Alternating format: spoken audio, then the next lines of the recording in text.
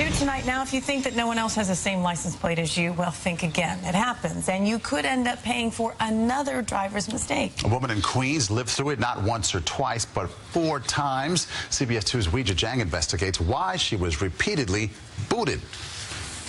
When Brigitta Wareham walks to her car, I have knots in my stomach every time. She's sick over the thought of this happening again. No, I'm mad.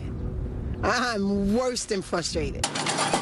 New York City boots cars when owners owe $350 or more in unpaid parking tickets. Wareham owes nothing, but in less than 2 years, the sheriff's office has booted her car 4 times by mistake. I want that clear, by mistake. I didn't have any tickets. I don't have any tickets, and they did it by mistake. The city's Department of Finance oversees parking violations. A spokesperson says Wareham is the victim of, quote, human error.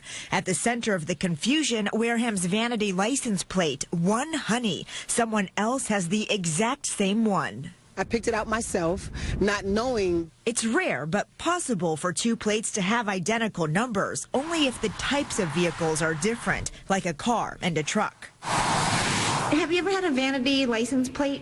Mm-hmm. What did it say? I had one that said One Honey. We tracked down 61-year-old Judith Tuitt, the owner of the other One Honey plate. The city says she's the one with outstanding parking tickets. Have you ever gotten the boot? No. So what do you think is happening then? That's for her to find out. It's not my problem. I'm sorry it's happening to her. So why did it happen repeatedly, even though there are safeguards in place? Before booting, crews are not only supposed to look at a license plate, but also the vehicle registration to make sure they're locking the right one. The city says workers failed to do that every time. So they recognize they made a mistake. They recognize they made a mistake. They know they made a mistake. The finance department says as a result of CBS 2 looking into the case, quote, our agency is instituting brand new measures to reduce the occurrence of human error when booting cars that may share the same license plate combination as another vehicle. I want them to completely leave me alone, not boot my car when they see my car, speed past it. Wareham can't wait to put what she calls a nightmare, a maddening case of mistaken identity in the rear view. Weijia Jiang, CBS 2 News. Weijia Jiang standing by with the latest on this breaking news. She is live in Baltimore for us tonight. Weijia?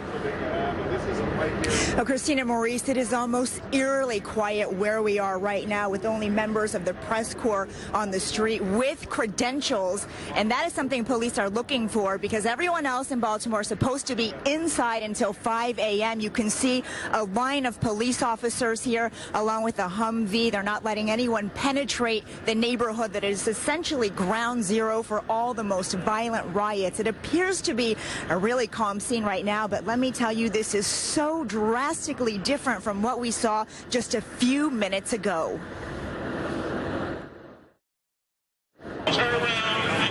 Minutes after a 10 p.m. curfew went into effect, police in riot gear dropped smoke canisters onto the Baltimore streets to disperse protesters who refused to leave.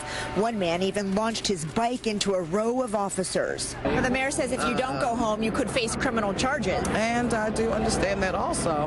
However, if we don't stand for something, we'll fall for anything. Police made at least 1 arrest. Disobedience despite urgent alerts rumbling over the city all evening.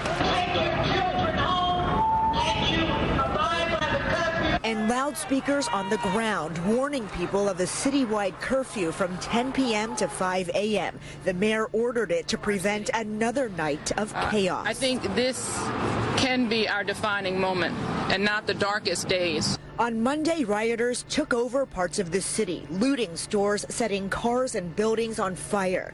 The violence began after the funeral for Freddie Gray, who suffered an unexplained spinal injury and died while in police custody. Baltimore's still alive! From morning Everybody say Freddie Gray! to night, protests today were mostly peaceful. Parents even bringing young children to see the mess left over from the riots. It's really history, and at the end of the day, they need to see what people did to teach them this is not the way. One of the most famous Baltimore residents, former Ravens linebacker Ray Lewis, used social media to urge calm. Baltimore, get off the streets. Kids, go home. Stay home. You don't have no right to do what you're doing to this city. Too many hardworking people build this city. And that is, of course, the message that Baltimore officials have been stressing all day long, putting thousands of police officers all across the city from here to downtown. They say they don't want to try to intimidate people, but really they have to do this to try to gain a sense of order again for their city. It's not exactly clear when the curfew will be lifted, but again, it is from 10 p.m. until 5 a.m. until further notice every day. For now, we are live in Baltimore City. Weijia Jiang, CBS 2 News. Weijia, thank you. Now that all 8 victims have been identified, we are learning more about who they were and the loved ones they left behind. CBS 2's Weijia Jiang live on the Upper East Side with that part of the story for us tonight. Weijia. Maurice, all 8 of the victims were extremely accomplished. Each had found a life's passion, and they were inspiring so many people through their work, including a woman who lived inside this building. She was on her way home from a memorial service for a friend. Now her family is planning hers. New Yorker Laura Finnemore thrived in corporate real estate, earning several awards. But the 47-year-old's most prized title, aunt to 7 nieces and nephews. Her family said in a statement, Laura's smile could light up a room, and her infectious laughter will be remembered by many for years to come. Please help me find my dad. A heartfelt plea from a desperate 13-year-old ending in heartache too. His father, Bob Gildersleeve, was traveling for work as a vice president of a food safety company.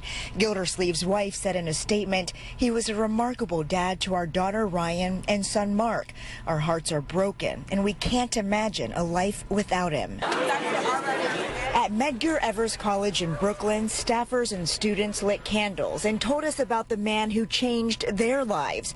42-year-old Derek Griffith, Dean of Student Affairs and Enrollment Management, who just earned a PhD.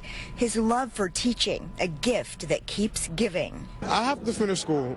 I mean, I have to now. That man did anything he could do to keep you in school, to keep you motivated, you know, to keep you eating. Italian visitor Giuseppe Pires died in the crash too. The wine and olive oil executive was in the U.S. on business. He was 41 years old. They add to the list of 8 total victims. 20-year-old Justin Zemzer from Rockaway Beach, 48-year-old Jim Gaines of Plainsboro, New Jersey, 39-year-old Rachel Jacobs from Manhattan, 55-year-old Abid Gilani of Maryland. Strangers forever bound by such a deep tragedy.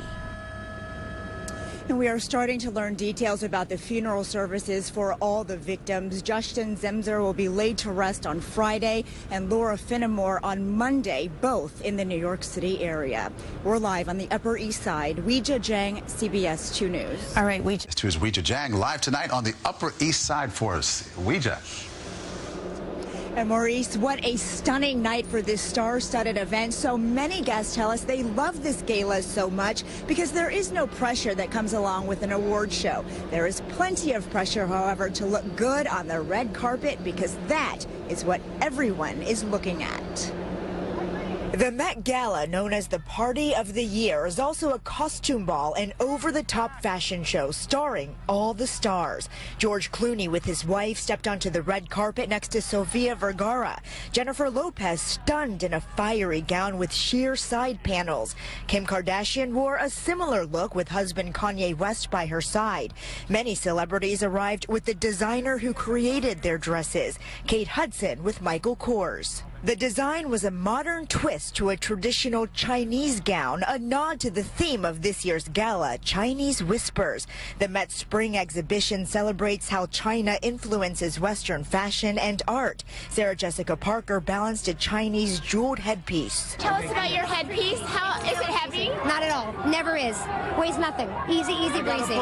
Host of CBS's The Talk, Julie Chen, and her husband, CBS President and CEO Les Moonves, shared a playful moment about the theme. My husband is very funny. He was like, you know, you have to wear like jade tonight, or I don't know, it has to be something very, you know, Chinese. And I said, guess what? No matter what I wear, I'm Chinese, so it works. It's great to just come and see everybody really dressed up, and it's great to be with the most beautiful woman here. The guest list included plenty of people outside the entertainment industry, too. Former Yankee Derek Jeter and former New York City Mayor Michael Bloomberg, who walked the red carpet twice. The woman who made the most waves, Rihanna, in a fur-trimmed yellow cape that required 3 Wranglers. Aside from this being such a massive social gathering, it's also one of the biggest fundraisers for the Met, raising $12 million last year. This spring's exhibition is open to the public starting tomorrow. We're live on the Upper East Side. Weijia Jiang, CBS 2 News. All right, Weijia, thank you. New tonight now, imagine having all of your personal information, most of it handed over to the one person that you fear the most. In a CBS 2 exclusive, our Weijia Jiang spoke to a woman who says that's exactly what happened to her. And the most chilling part, the victim says the police did it. And now she is stalked and exposed. Heather Parker thought this order of protection would keep her accused stalker away for good. I was scared, but just kind of doing okay. Then, an unthinkable mistake. Parker says police pushed him even closer. The person who has threatened to kill me now has all of the information that I've been trying desperately to keep out of his hands. He is 57-year-old William Green of Queens Village, who posted on Twitter, oddly, the NYC police who delivered OOP gave me her address, SS number, phone number, DOB that I did not have previously. Here's a copy of the OOP, or Order of Protection. The only detail about Parker on it is her name. An officer from this NYPD precinct, the 105th in Queens, served that order of protection. Green says the officer also gave him a confidential police report with all of Parker's most private information listed, including how and where to find her. CBS 2 has blurred those details, but Green did not before he took a picture of the paperwork and tweeted it. Because now that I know that he has the information about me, the threat feels so much more real. This is something, like I said, that has never really happened that I've ever heard of. Attorney Laura Russell has worked with domestic abuse and stalking victims for 20 years. A mistake was made, but she has her restraining order, her order of protection, and he's not going to be coming near her. Parker says she wishes she could be sure of that. Her nightmare started nearly 2 years ago when she and Green exchanged 8 tweets in a political conversation that turned hostile. Then Parker says he sent hundreds of threatening messages. I threatened to blow up the place that I worked. They've never met in person, but experts say the psychological impact of cyber stalking can be just as devastating as if they had. It is terrifying for victims and a presence that they feel they can never shake. Green denied our request for an interview, but said he has no plans to see or speak to Parker or, quote, do anything with her information. How he got it in the first place, still under investigation. The NYPD tells CBS 2 victims' confidential information is not provided to the public. The allegation has been brought to the attention of the commanding officer, and the matter is under review. I want them at the very least to admit what they've done. Your precinct messed up, and that I'm living in fear every day because your precinct messed up. And she wants other victims to know it could happen to them. In Queens Village, Weijia Jiang, CBS 2 News.